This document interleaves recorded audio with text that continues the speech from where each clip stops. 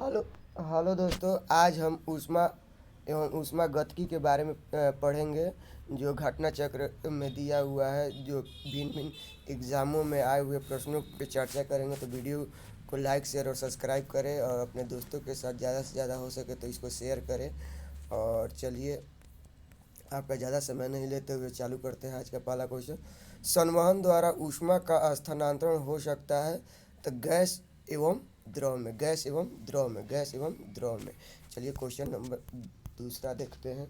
100 degree Celsius की वाष्प द्वारा उत्पन्न जलन उसी ताप के पानी द्वारा उत्पन्न जलन से अधिक गंभीर होता है, क्योंकि भाप द्वारा अधिक ऊष्मा दी जाती है, क्योंकि भाप द्वारा अधिक ऊष्मा दी जाती है। भाप से हाथ अधिक जलता है अपेक्षाकृत उबलते जल से, क्योंकि भाप में गुप्त ऊष्मा होती है, क्योंकि भाप में गुप्त ऊष्मा होती है।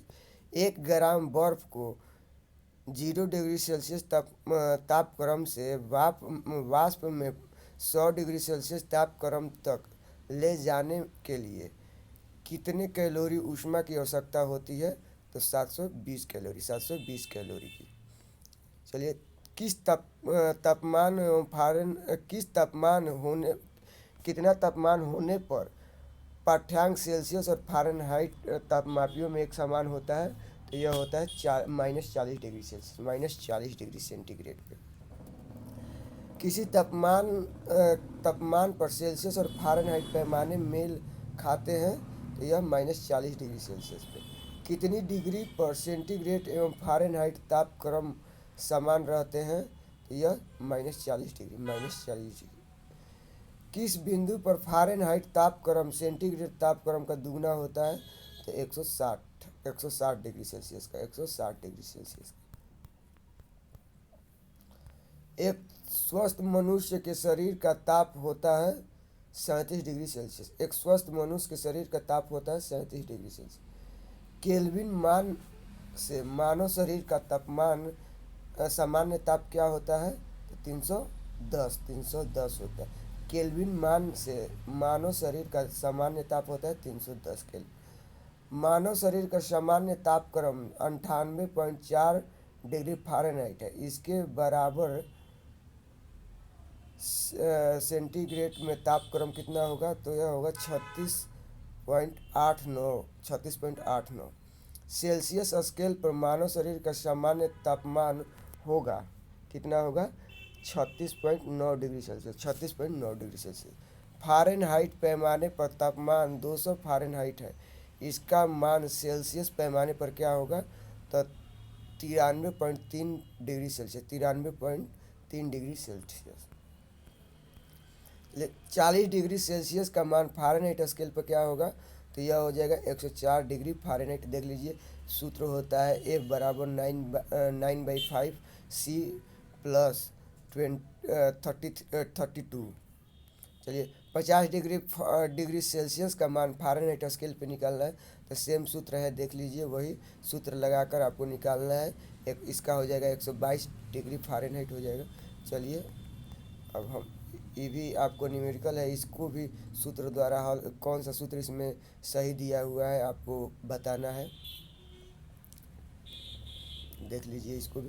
ठंडे देशों में पारे के स्थान पर एल्कोहल को तापमापी द्रव के रूप में वरीयता दी जाती है, क्योंकि अल्कोहल का द्रव्यमान निम्नतर होता है, क्योंकि अल्कोहल का द्रव्यमान निम्नतर होता है। चलिए, स्वचालित इंजनों द्वारा निम्नलिखित में से कौन सा एक हिमरोधी के तौर पर प्रयुक्त होता है? तो यह हो जाएगा आपका एथिलीन ग्लाइकल, एथिलीन ग्लाइकल। चलिए, क्वेश्चन नंबर 19 देखिए। परम शून्य ताप क्या है? तो सैद्धांतिक रूप से न्यूनतम संभव तापमान है, सैद्धांतिक रूप से न्यूनतम संभव तापमान है। गर्म करने से विस्तरण होता है, गर्म करने से विस्तारण होता है, पदार्थ का घनत्व घटा देता है, पदार्थ का घनत्व घटा देता है। जब बर्फ पिघलती है तब आयतन घटता है, जब बर्फ पिघलती है तो आयतन घटता है। ये देखिए, पहले समय की दृष्टि से दो द्रव P और Q के ताप का 0 डिग्री सेंटीग्रेड से 100 डिग्री सेंटीग्रेड तक उतार चढ़ाव नीचे के आरेख में दिखाया गया है। यह है, देख लीजिए कैसे आरेख कैसे दिया गया है। अब इसमें आपको बताना है निम्नलिखित कथनों में से कौन सही है। तो इसमें केवल पी का ताप क्यू का ताप पी की तुलना में 100 डिग्री सेंटीग्रेड पर तेजी से पहुंचा। चलिए, थर्मोस्टेट का प्रयोजन क्या है। तो तापमान को स्थिर रखना। थर्मोस्टेट का प्रयोजन क्या है, तापमान को स्थिर रखना। थर्मोस्टेट संबंधित है, तो यह संबंधित है तापक्रम से। थर्मोस्टेट संबंधित है तापक्रम से। थर्मोस्टेट वह यंत्र है जो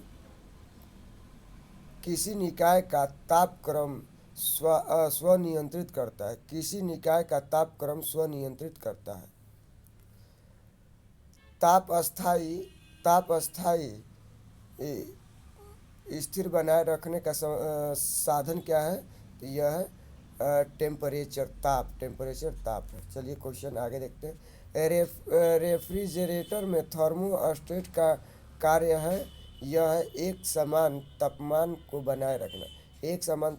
बनाए रखना। रेफ्रिजरेटर में खाद्य पदार्थ ताज़ा रखने हेतु सुरक्षित तापमान क्या है। तो यह है आपका 4 डिग्री सेल्सियस। रेफ्रिजरेटर में खाद्य पदार्थ को ताज़ा रखने हेतु सुरक्षित तापमान क्या है, 4 डिग्री सेल्सियस।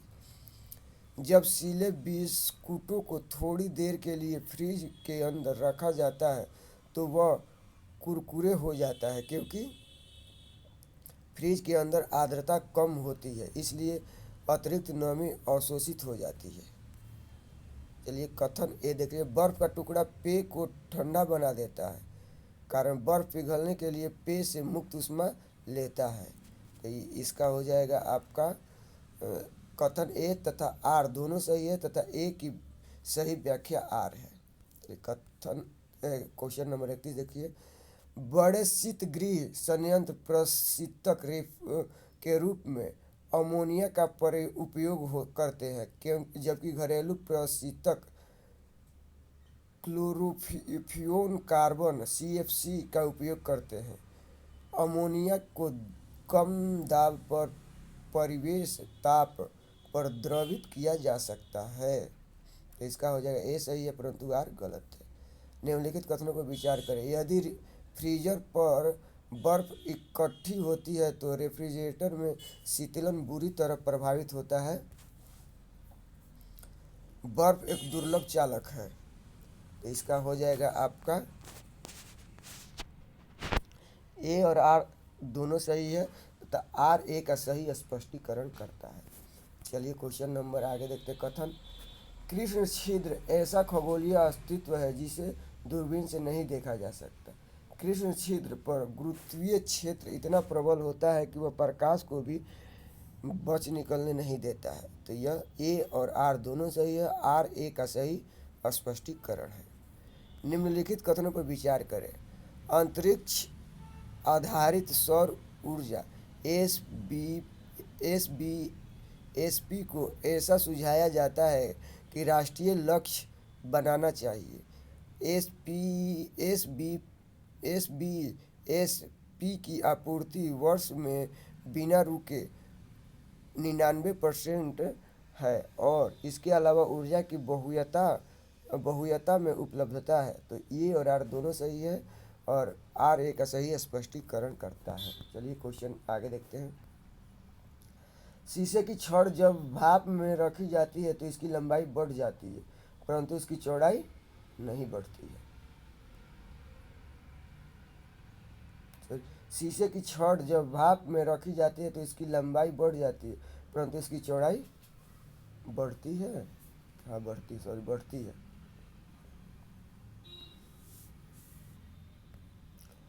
नीचे दिए गए एक धातु गोलक और धातु वलय के चित्रों पर ध्यान दीजिए। गोलक और वलय दिया हुआ है।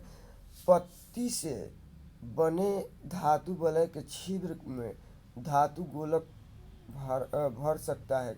यदि गोलक को गर्म करे तो यह अटक जाता है, परंतु यदि धातु वलय को गर्म करे तो गोलक निकल सकेगा, क्योंकि तापमान से प्रसार के कारण वलय का व्यास बढ़ जाएगा।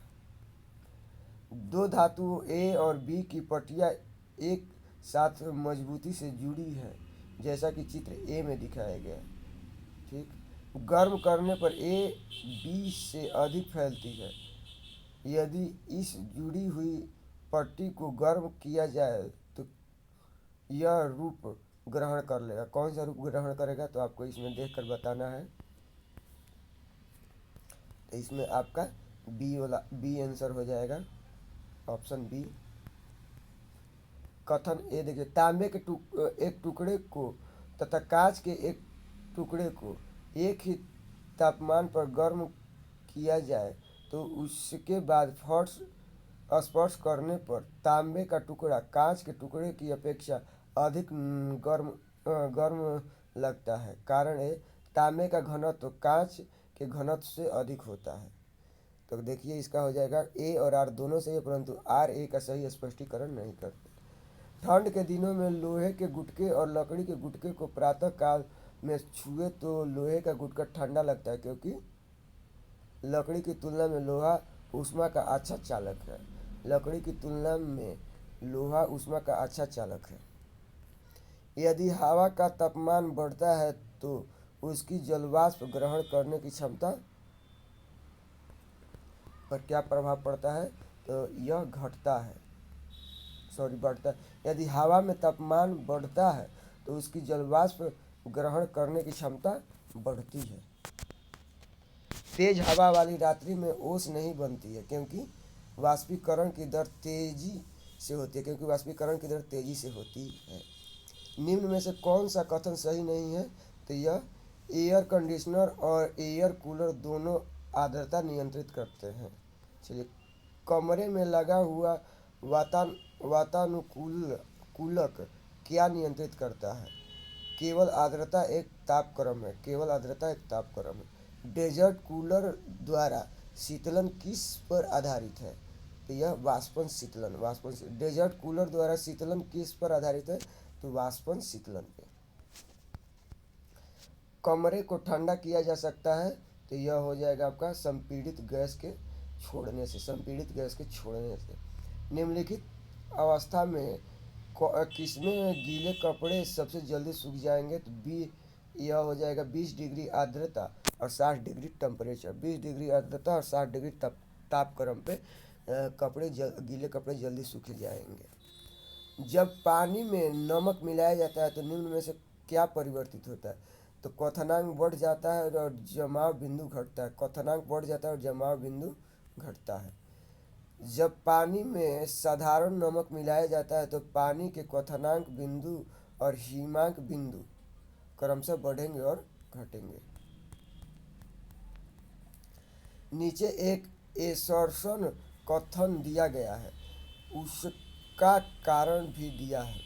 ऊंचाई वाले स्थानों में भोजन पकाने के लिए उसमें नमक मिलाया जाता है। ऊंचाई वाले स्थानों में तापक्रम कम होता है। तो यह देखिए, ए और आर दोनों सत्य है, किंतु आर ए की सही व्याख्या नहीं करता है। थर्मल बोतल में पेय पदार्थ को कुछ समय तक उसी ताप पर रखने के लिए उसकी दीवारों पर निम्न में से परत लगाई जाती है। यह रजत परत लगाई जाती है, रजत परत। थर्मस फ्लास्क में लंबे समय तक तरल गर्म या ठंडा रहता है, क्योंकि ऊष्मा की कोई हानि अथवा प्राप्ति नहीं होती है। यह हो जाएगा आपका ए और बी दोनों में। ए और बी संचालन और संवहन और विकिरण दोनों में, संचालन, संवहन और विकिरण दोनों में, तीनों में होता है। गर्मियों में सफ़ेद कपड़ा पहनना ज़्यादा आरामदेह है, क्योंकि वे अपने ऊपर पड़ने वाली सारी ऊष्मा को परावर्तित कर देते हैं, श्वेत वस्त्र वाले वस्त्रों की अपेक्षा ठंडे होते हैं, क्योंकि वे संपूर्ण प्रकाश को परावर्तित करते हैं। नीचे एक एसर्शन कथन दिया गया है, जिसके बाद उसका कारण दिया गया है। जोड़ा को आपको मिलाना, कौन सा कथन सही है। अब देखिए, इसका हो जाएगा जाड़ों में पहनने के लिए हम सफ़ेद कपड़ों को वरीयता देते हैं। तो सफ़ेद कपड़े ऊष्मा के अच्छे परावर्तित होते हैं। तो ये भ्रामक है, परंतु किंतु आर सत्य है। निम्नलिखित कथनों पर विचार करें। हल्के रंगीन कपड़ों को गर्मी में वरीयता दी जाती है। हल्के रंग ऊष्मा को कम अवशोषित करते हैं। चलिए इसका देख लीजिए। इसका हो जाएगा ए और आर दोनों सही है, और आर ए का सही स्पष्टीकरण करता है। चलिए क्वेश्चन आगे देखते हैं। पसीने का मुख्य उपयोग है शरीर का ताप नियंत्रित रखने में। पसीने का मुख्य उपयोग है शरीर का ताप नियंत्रित रखने में। मानव चलिए शरीर की सतह से संवेदन पसीना बहाना द्वारा जल की हानि निर्भर करती है ए और बी दोनों पर। मतलब केवल वातावरण के ताप पर और केवल वातावरण की नमी दोनों पे करता है। गर्म मौसम में पंखा चलने से आराम महसूस होता है, क्योंकि हमारा पसीना तेजी से वाष्पीकृत होता है। मिट्टी के घड़े में निम्न में से किस क्रिया के कारण जल ठंडा रहता है? तो वाष्पीकरण क्रिया द्वारा। मिट्टी के घड़े में निम्न में से किस क्रिया के कारण जल ठंडा रहता है? वाष्पीकरण क्रिया द्वारा। एक विशेष दिन एवं समय में चूर में 48 डिग्री सेल्सियस एवं शिमला में 24 डिग्री सेल्सियस तापमान था।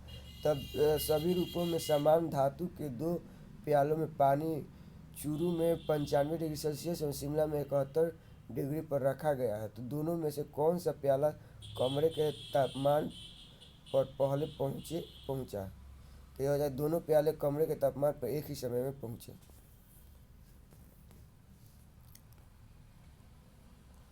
ग्रीष्म काल में आर्द्रता ऊष्मा का अनुभव होता है जब मौसम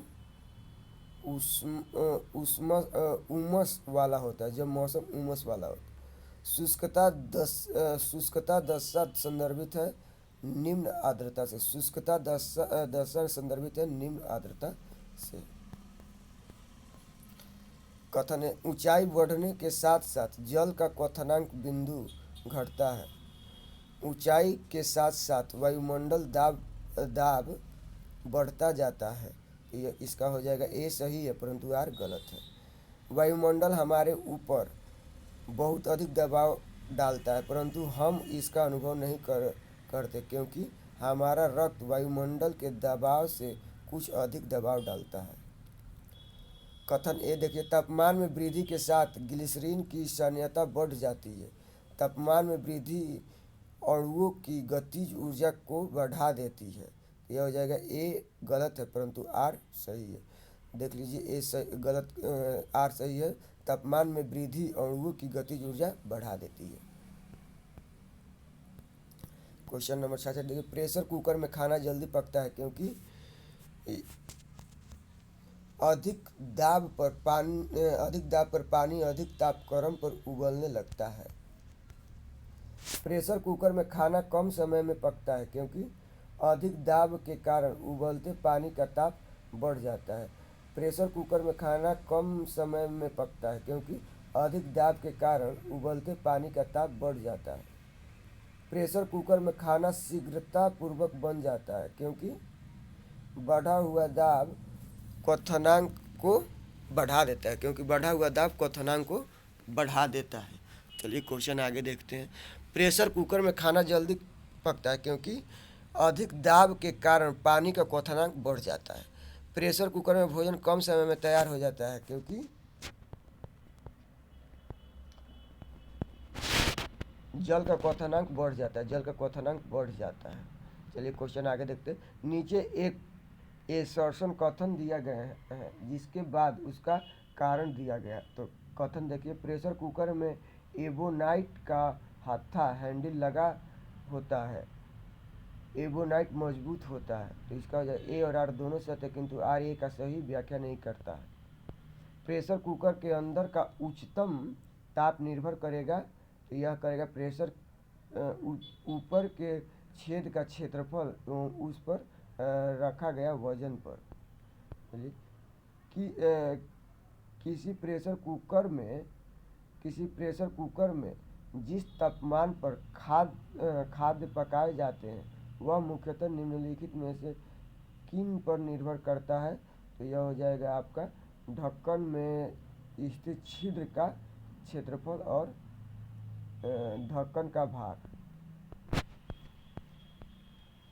जब पानी को 0 डिग्री सेल्सियस से 10 डिग्री सेल्सियस तक गर्म किया जाता है तो इसका आयतन पहले घटता है फिर बढ़ता है।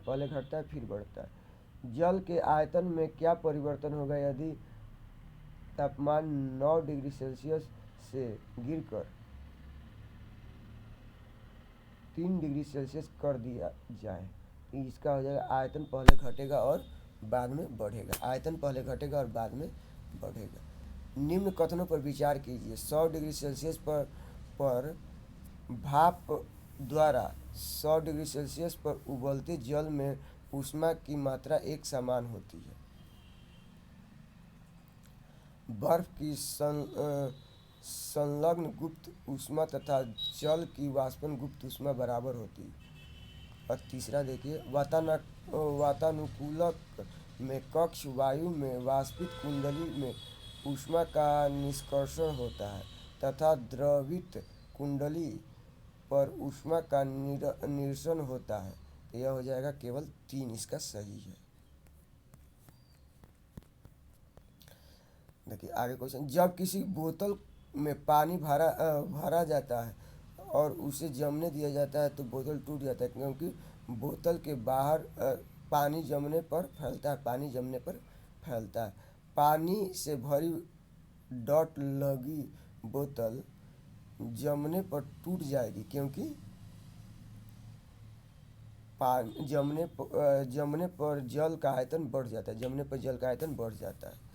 जल युक्त गिलास में तैरता हुआ बर्फ का टुकड़ा जब पिघलता है तो पानी का स्तर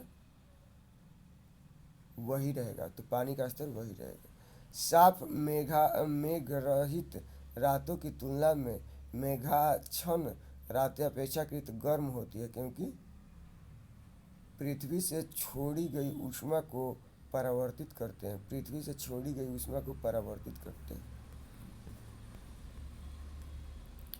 बादल आच्छादित रातें अच्छा स्वच्छ आकाश वाली रातों से अधिक गर्म होती है, क्योंकि बादल पृथ्वी द्वारा हवा से ऊष्मा का विसरण रोकती हैं। निम्नलिखित में से कौन अन्य तीनों की तुलना में ज़्यादा सूर्य की रोशनी परिवर्तित करता है? तो यह हो गया ताज़ा बर्फ से ढकी भूमि। शीत प्रकोष्ठ में भंडारित फल अधिक समय तक चलते हैं, क्योंकि श्वसन की दर घटा दी जाती है। शीत प्रकोष्ठ में फल भंडारण दीर्घ भंडारण जीवन देता है, क्योंकि श्वसन दर का ह्रास है। हाइड्रोजन से भरा हुआ पॉलीथीन का गुब्बारा पृथ्वी के स्थल से छोड़ा जाता है। वायुमंडल में ऊंचाई पर जाने से गुब्बारे का